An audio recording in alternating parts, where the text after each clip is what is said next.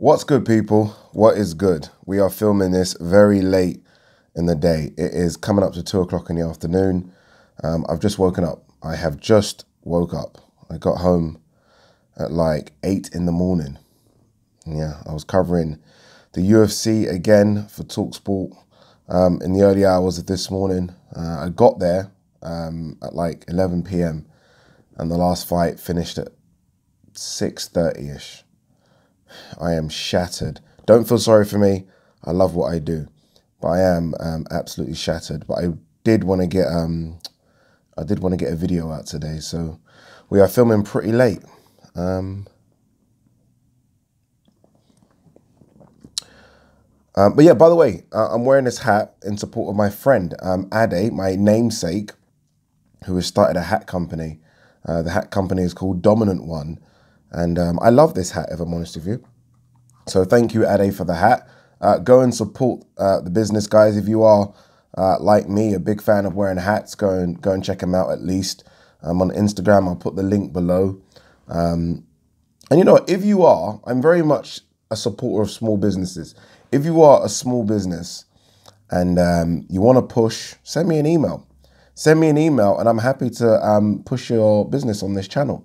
I know this channel doesn't get crazy numbers, but every little helps. And again, I do like the idea of supporting small businesses because I know how difficult it is from having my own business for a period, just to get that push, just to get your name out there. So send me your email and a bit about your business and I'm happy to push it no matter what the business is. Well, I mean, obviously there's some businesses that we can't talk about. But if you are a legit business, if you're a legit business, send me an email and let's talk. All right, let's see what there is to talk about in the world of boxing. I'm always excited when I don't do a video the previous day because I believe there's going to be some more juicy gossip from this sport that we love. Yep, we do love it. It's not great right now. It isn't great.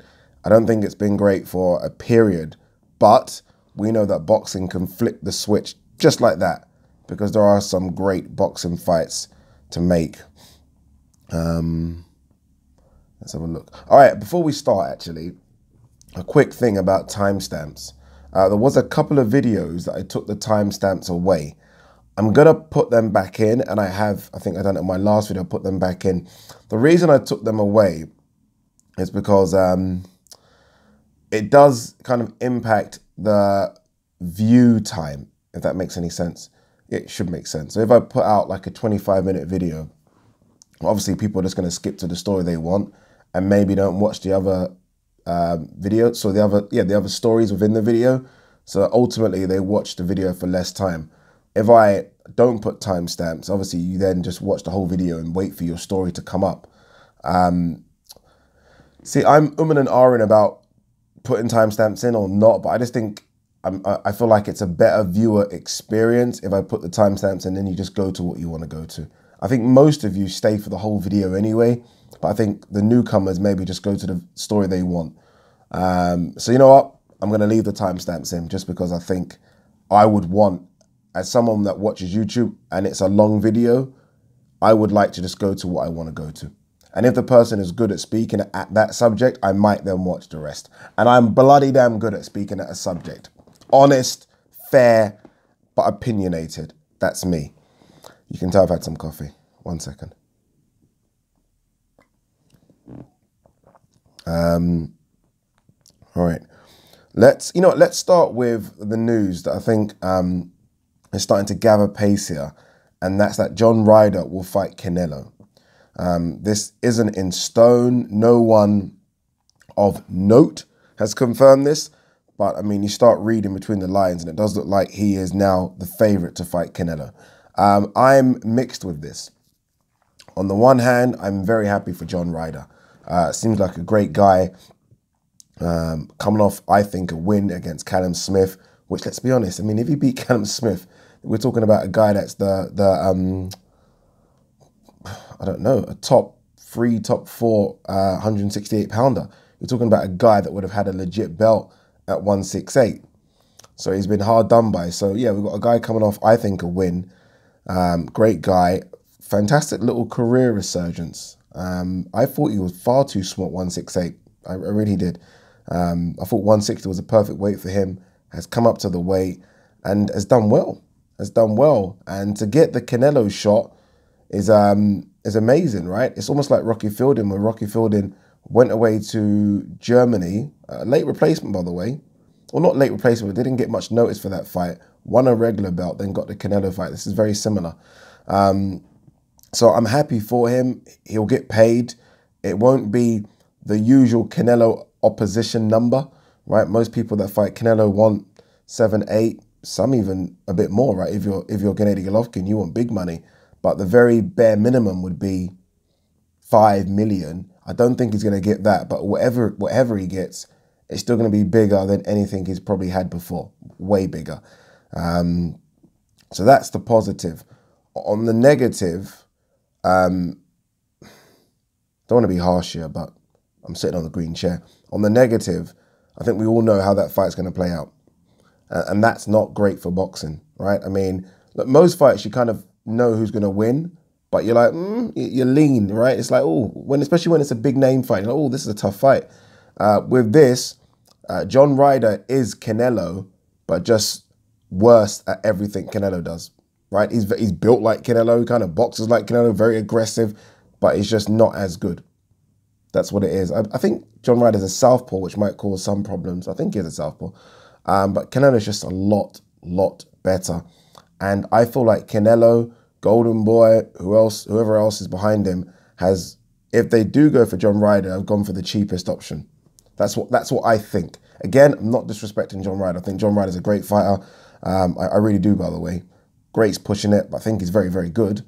I think I was one of the people that was screaming that he beat Callum Smith, so I'm a big fan of his. I just feel like of all the names that were kind of linked to Canelo, even some other names that have been added recently, so the David Lemus, the Anthony Durrells, I do think John Ryder's the cheapest option. Is he not? Don't you think he's not? Like Callum Smith said he would have taken the fight. There's no doubt that Callum Smith wants that fight. No doubt in my mind. He just wants to get paid. Billy Joe Saunders, it's not about, I don't think, time to get in shape. It's about getting paid. I don't want to follow the narrative that Billy Joe Saunders doesn't think 7 weeks or 8 weeks is enough time to get in shape. It certainly is. I just think it's a case of, you're not paying me what I want. That's it. Because yes, we are hearing that Canelo's going to take a pay cut. But I mean, what's a pay cut from 32 million? What's he going to take? 27 million? 25 million? You know, it's still a huge amount of money. Even if it was cut in half to 15, it's still a crazy amount of money. So I think they've gone the cheap route, and I don't think the fight's going to be competitive. I think it's going to be a one-sided beatdown, if I'm honest with you. I think John Ryder will bring it. I think we all know that. If you've been watching John Ryder for as long as we have over here in Britain, you know he will bring it. But I just think stylistically, it's a perfect matchup for Canelo. He wants someone that will stand in the pocket and trade. And I mean, I think we've seen this new version of Canelo. If you stand in the pocket with him and trade, and you don't have, I don't know, the best chin in the world, which John Ryder has got a good chin, but is it an elite level chin? Is it a Golovkin type chin or a Derevyanchenko type chin? I don't think it is. So I think this fight's only going to go one way. But I mean, look, I'm happy for John Ryder.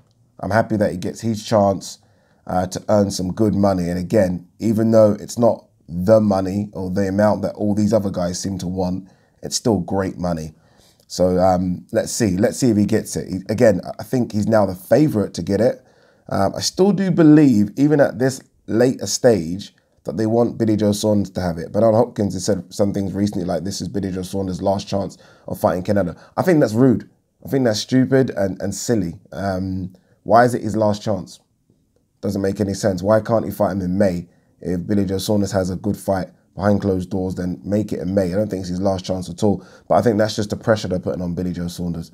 But yeah, it looks like John Ryder. What do you guys think? Happy? Not happy? I think most of you would be like me. Happy for a good guy to get a chance. Not happy because we know the fight's not going to be competitive. Is that fair? I think that's fair. There we go. Keith Thurman again.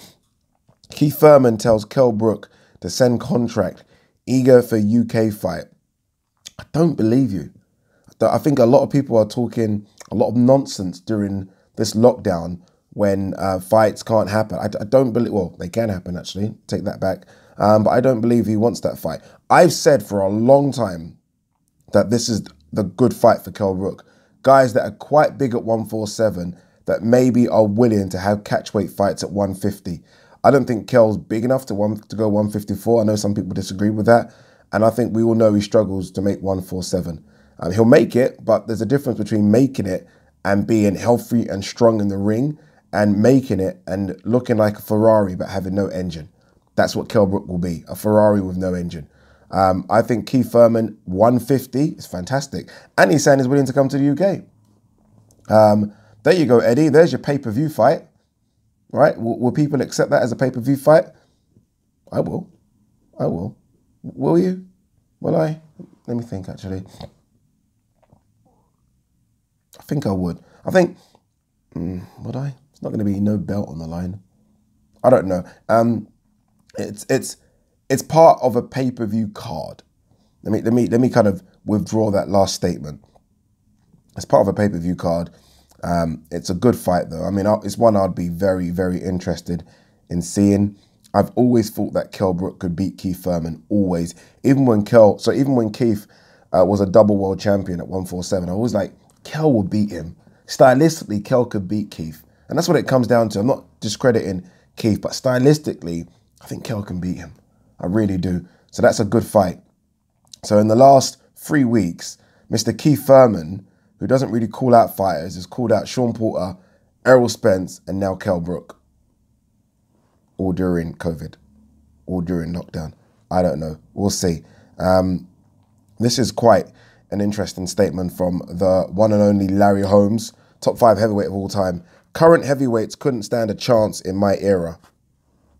That's what most people would say about their era. Everyone seems to think their era is the best era.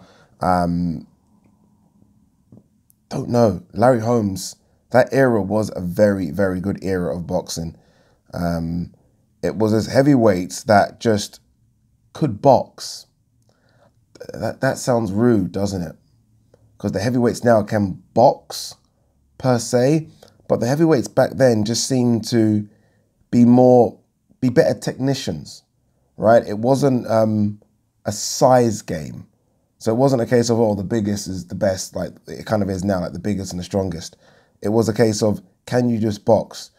How good's your jab? Larry Holmes, best jab of all time, I think.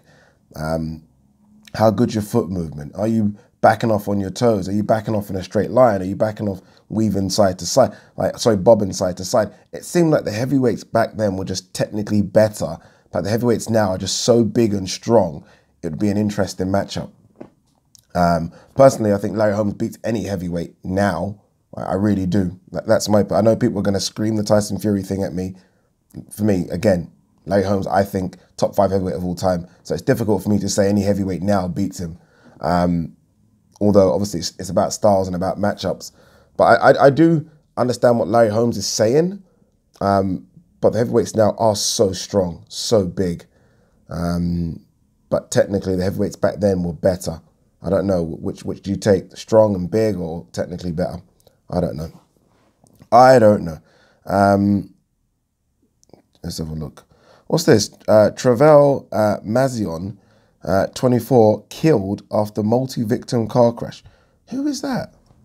Let's have a look. Who is that? I don't know who that is. TRAVELL MAZION. I'll quickly look.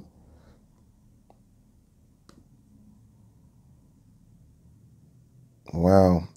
Unbeaten. What weight was he? Unbeaten 154 pounder.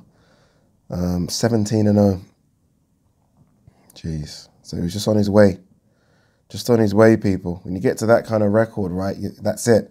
You then start to just cross over to where you fight the gatekeepers in the division. It just won the NABF super welterweight title as well, which is kind of like, I guess, winning, what is it? Would you compare it to? Winning a British belt, maybe a European belt, just because of the depth in American boxing. That's sad. 17-0, 13 knockouts. Sad, right?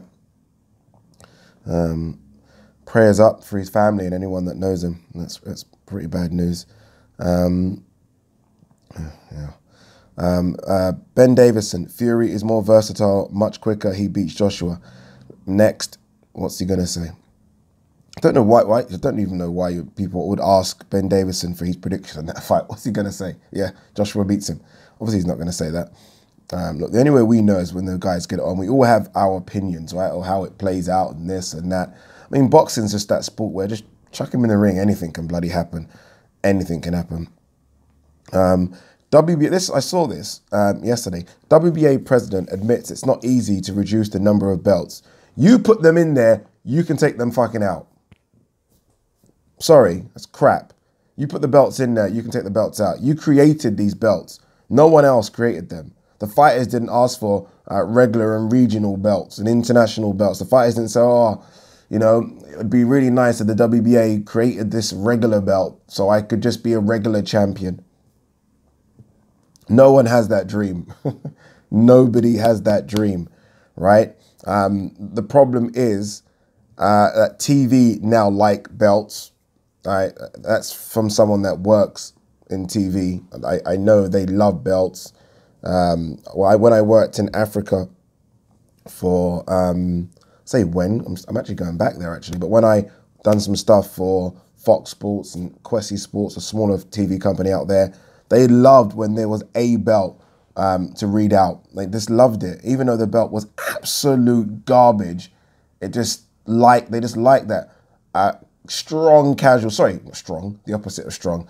A casual fan, like really, really low casual fan that was tuning in, just wouldn't know. And they'd see a fighter walk to the ring with a belt and it just looked great, as opposed to a fighter walking the ring with no belt. It's true though, isn't it? See a fighter walk to the ring with a belt, you think, well, you know, especially those fighters that walk to the ring with all their belts, right? I mean, they could have won a title fight and lost the next day, but they still keep their belt in some instances, and they walk to the ring with every belt. I mean, I remember covering some fights, and this guy walks to the ring with like 5 belts, and you look at his record and you think, where the fuck did you get these belts from? So TV loved the belts. Fighters now understand that the belts kind of help them jump the queue. Right? There is no traditional route anymore. You can jump the queue if you have belts. I remember there was a time, let me have a quick look at his record. I think there was a time where Conor Benn had some sort of regional belt. And I remember looking at the rankings. I haven't checked for a while. Let me have a quick look at what belt he's got again. 2 seconds. Okay, yeah, so he's got the WBA Continental Welterweight title. And I remember looking at the WBA rankings. Should we have a quick look? Let's have a quick look. WBA. And I remember thinking, bloody hell, Conor Benn is quite high up in the rankings. I don't know if this has been amended since, which will be embarrassing for me. But let's have a quick look and see if he's still quite high up in the welterweight rankings. It jumps you, put it that way. Let's see.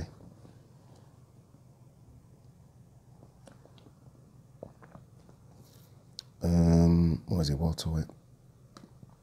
It's welterweight, isn't it? Yeah.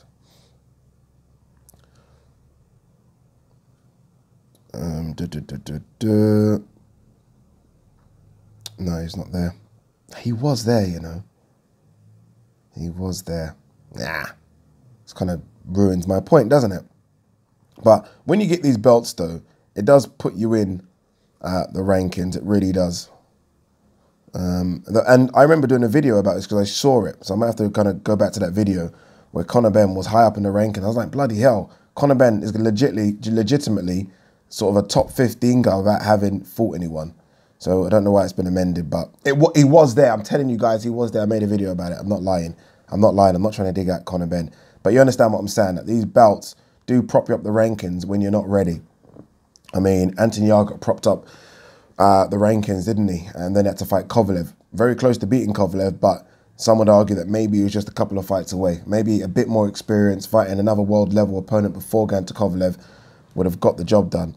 All right, anything else to talk about? 2 seconds. I saw a couple of other bits there. Okay, this is very interesting. That Matchroom, Matchroom's USA card will be on the streets of downtown Tulsa. So Matchroom aren't doing a studio. They're doing it in the streets. So they've blocked off certain streets and they're going to have the fight in the streets. Still no fans in attendance, although I think that might be difficult to control, but no fans in attendance. I saw a fight recently in a car park. Did you guys see that? Fight in a car park. Proper fight, not a fight like fucking two drunk guys. Proper fight, ring in a car park and surrounded by cars, which was weird and cheap. I mean, there's going cheap and there's getting cheap, right? I don't know if this USA card will happen, considering that I think Tulsa has had the biggest spike of new COVID outbreaks recently, like a very big spike. So, I mean, let's hope it does go ahead, right? Because I think it's a decent card having a look at it, but I do wonder if that will happen, considering the spike in America right now. Quick bit on ZELFA Barrett here, saying, I believe I'm one of the best fighters in Britain. Depends how big that list is. I mean, if we're talking top 10, he's not there. If we're talking top 15, he's not there. Talking top 20, not there. Is he a top 30 fighter? Maybe kicking the doors down to that. Maybe. So him saying he's one of the best, again, it depends. What does he mean? Does he mean top 10, top 15? He's not one of the, he's not in that. He's not at all.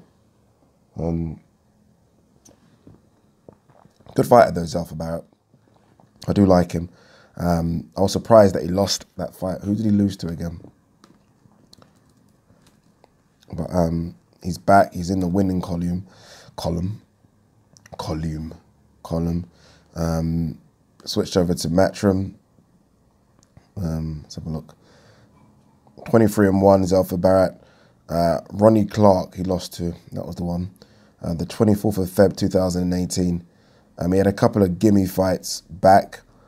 Edwin Tellez, who was 12-43, took him to points. And then he came back and fought Edwin Tellez again, who had moved to 12-49. So he literally fought that guy, 10 months later, the guy had lost another 6. Knocked him out, which helped. Then beat Leon Woodstock, good fight that was. Jordan McCory, and now he's going to fight Eric Donovan. Matchroom Fight Camp. Okay, the 14th of August. I didn't even know he was on that card. Good addition to the card. I like ZELFA Barrett, but yeah. So again, when you look at the record like that, you can't have this guy as one of the best. I think I'm even being kind, saying kicking the door down and knocking the door down to a top 30. All right, I think we are. I mean, there's a couple of other small bits, guys. Like BETERBIEV, this is quite an interesting one. BETERBIEV MENG title fight scheduled for September 25th in Russia, and not behind closed doors. Not behind closed doors, people.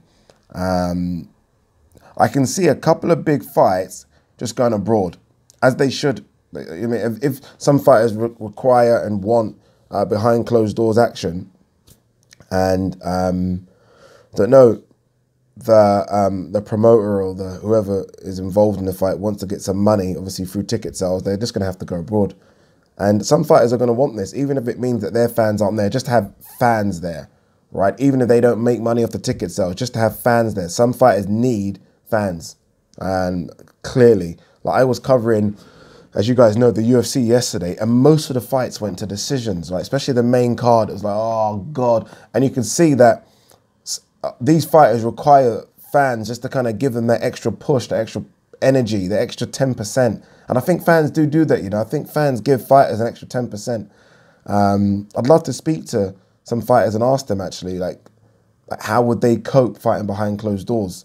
Because a lot of these UFC fights so far seem like glorified sparring sessions. Like when a fighter is hurt, I think the roar of the fans would give the fighter that's hurt a bit more energy, and the roar of the fans would give the fighter that's on the ascendancy a bit more energy to finish it. In the UFC, everyone just seems to be backing off a bit. And I think that probably affected Kamaru Usman as well in his UFC fight. All right, anything else before we wrap up? Oh, God. De La Hoya talking about, don't be surprised if I challenge one of the top guys on my return. What return? You make money as a promoter. Just pack it in, mate.